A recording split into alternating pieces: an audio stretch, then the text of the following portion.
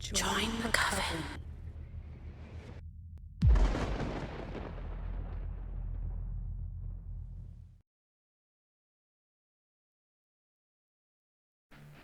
Today's video is brought to you by Audible. Audible is offering my listeners a free audiobook with a 30-day trial membership. Just go to audibletrial.com/GothicRose and browse the unmatched selection of audio programs. Download a title for free and start listening. It's that easy. Just go to audibletrial.com/GothicRose to get started today.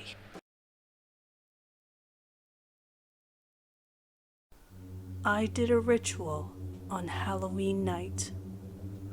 A story written by SlumberReads. Links to his YouTube channel, subreddit, and Twitter will be available in the description down below.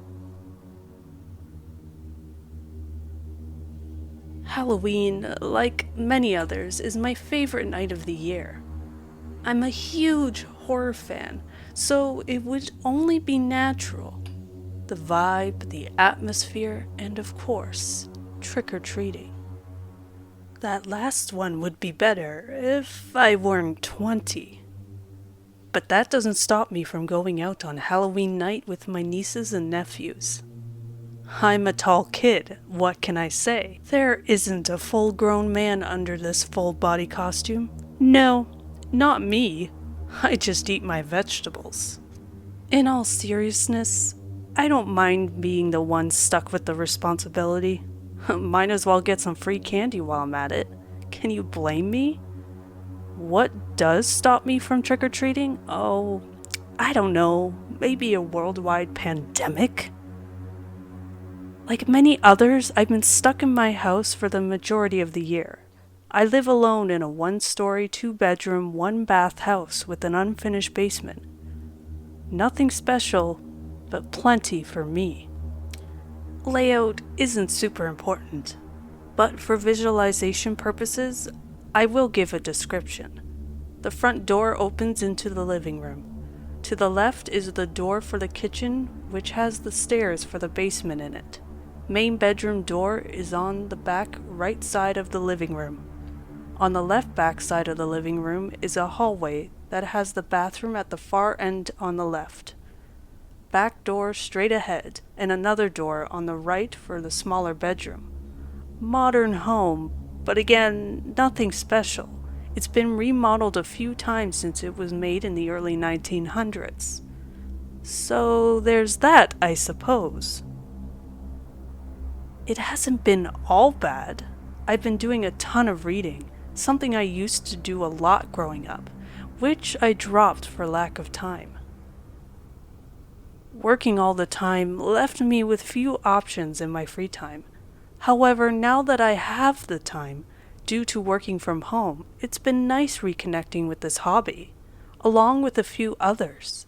It's safe to say there are a ton of old books I've read through gathering dust in a few boxes in my basement.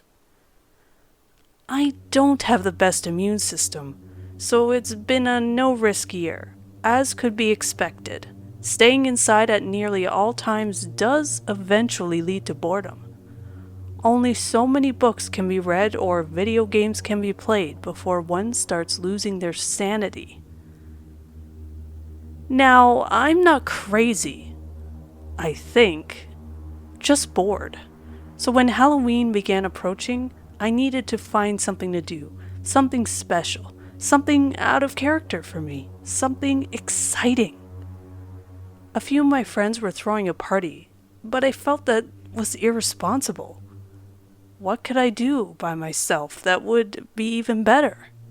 I wasn't sure what I'd do yet, but I knew I had to produce a better story than some lame party could offer. As mentioned before, I've been doing a lot of reading. When browsing for new books to read, I came across one about a ritual. This sparked an idea. I started searching for Halloween rituals. I came across many, but all of them seemed either fake or had no payoff. That is, until I came across the sick or freak ritual.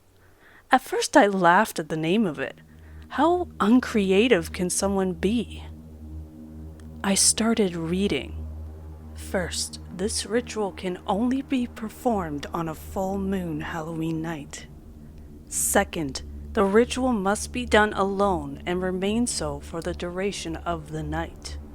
Third, go outside and knock on the front door while saying sick or freak 1 time. Fourth, survive the night. Short and to the point. I like it. The origin of this ritual seemed to date all the way back to 1944. Interesting, considering this year is the first full moon Halloween since then.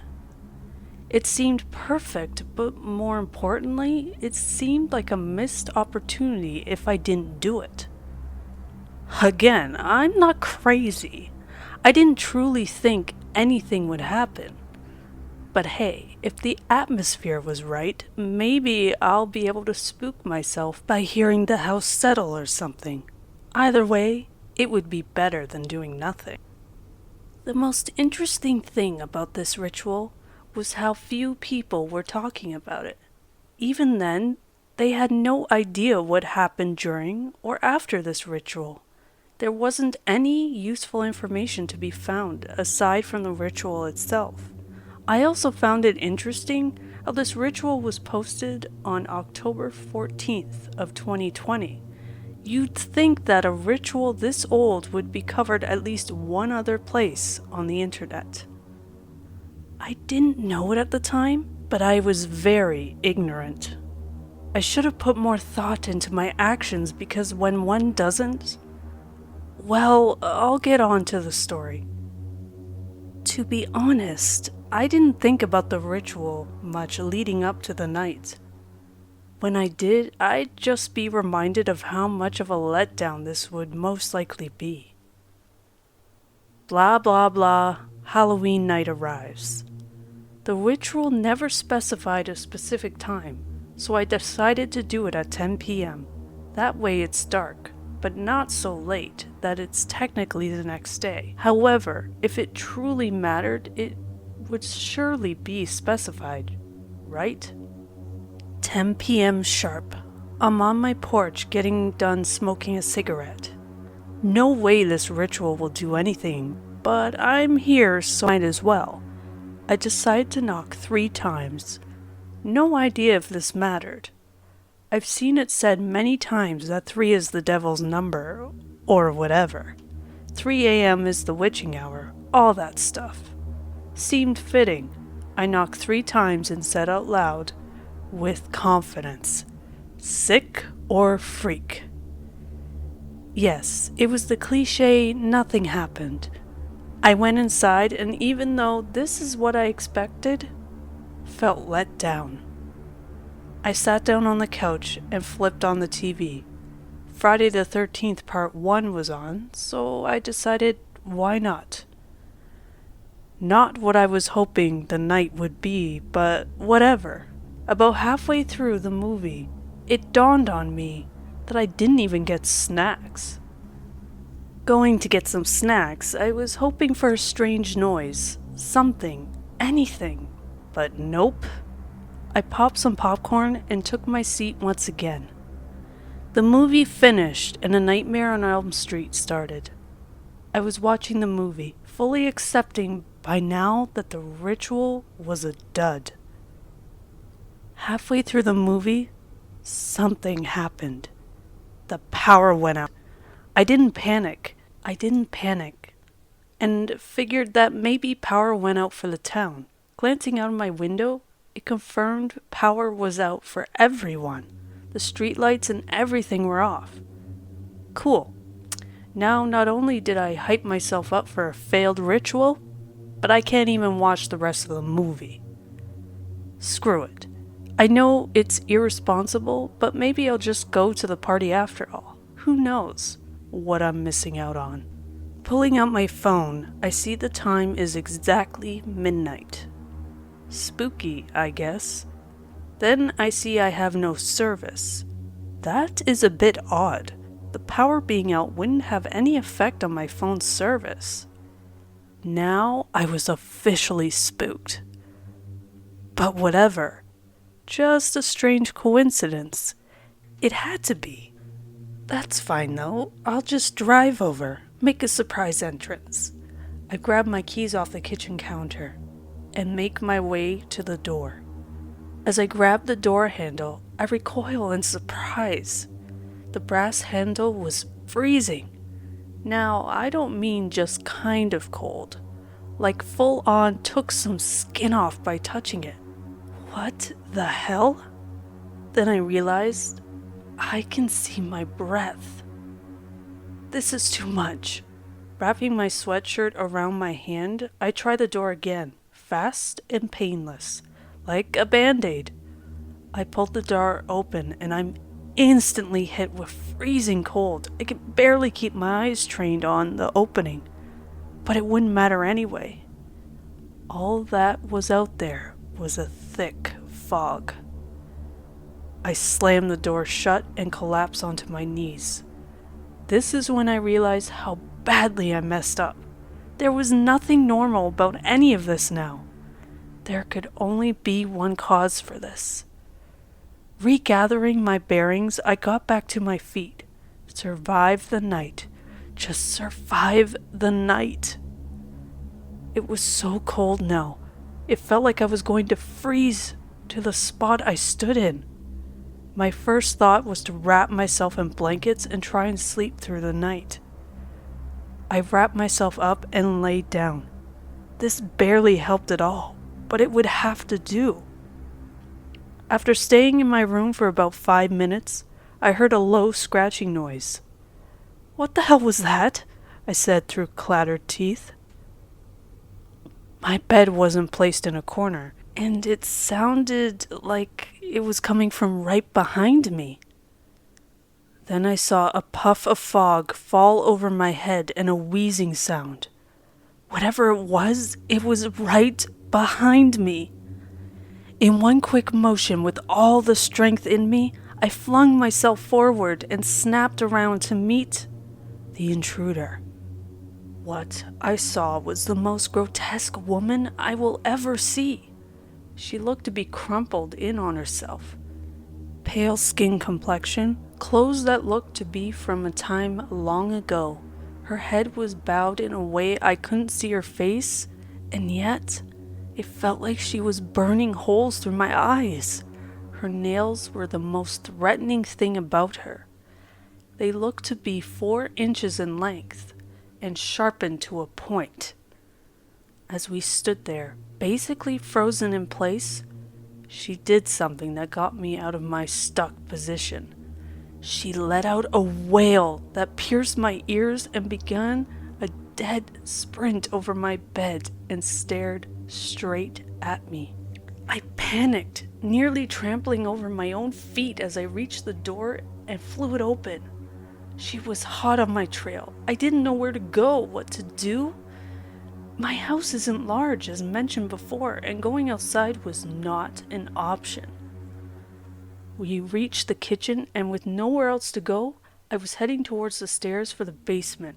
I could barely see anything this whole time, so when I reached the first step, I snapped my ankle, and she collided with my back, and we tumbled down the stairs together.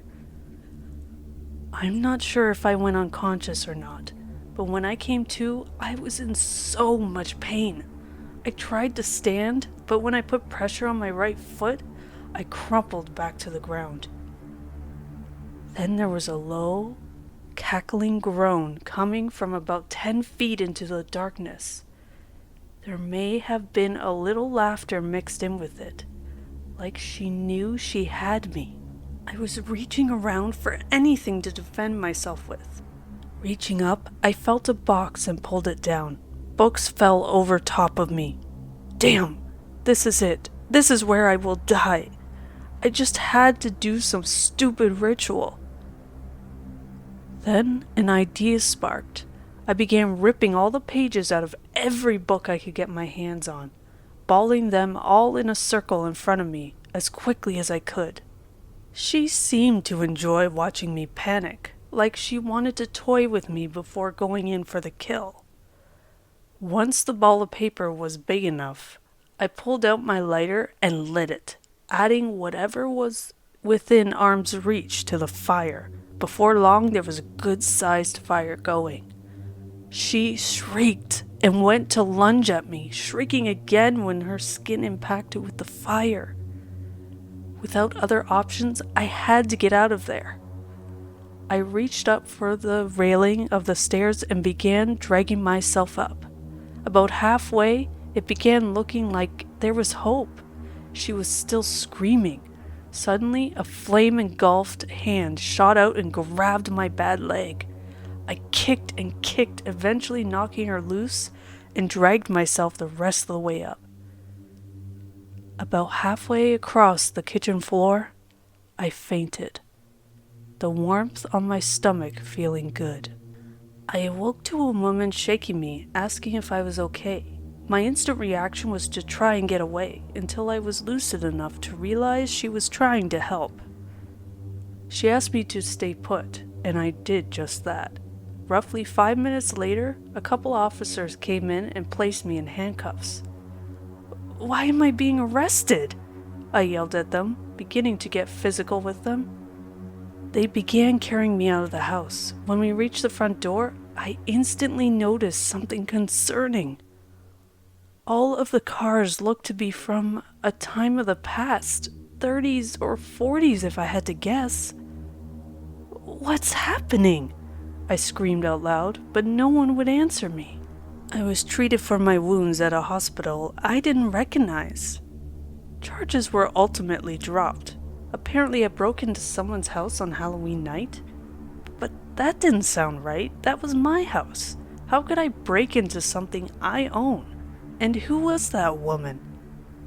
They placed me in a psych ward because I kept asking what the date was and insisting that it was my home. The following morning, I took my crutches and grabbed a seat in the common area. A newspaper was sprawled out on the table. The date was November 1st, 1944. It has been a year since then. I am still stuck in the past.